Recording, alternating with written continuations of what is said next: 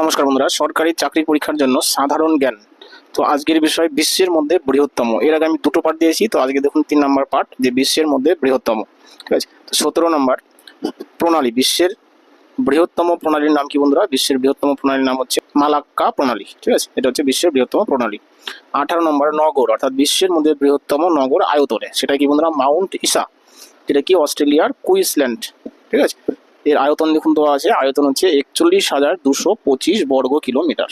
কিন্তু বন্ধুরা বেশিরভাগ বই এটাও আছে যে বিশ্বের মধ্যে আয়তনে বৃহত্তম শহর কোনটি, সেটা কিন্তু অ্যান্সার হচ্ছে সানহাই। যদি বলে বিশ্বের বৃহত্তম শহর কোনটি, অ্যান্সার হচ্ছে সানহাই আয়তনের দিক থেকে, যার আয়তন দেওয়া আছে দেখুন।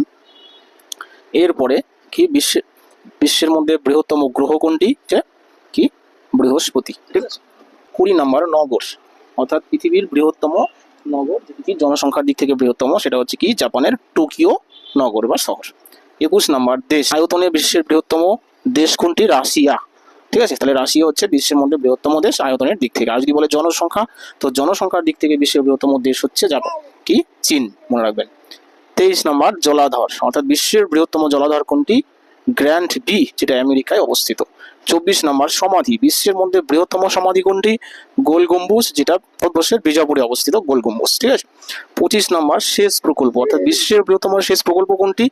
লয়েড ব্যারেজ, যেটি পাকিস্তানে অবস্থিত রয়েছে।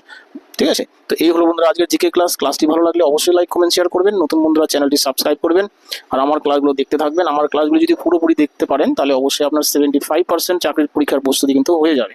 ঠিক আছে, আমি প্রতিদিন এরকম একটি করে ক্লাস দিই, তার সঙ্গে অঙ্কেরও ক্লাস দিই। তো রাখছি তাহলে বন্ধুরা।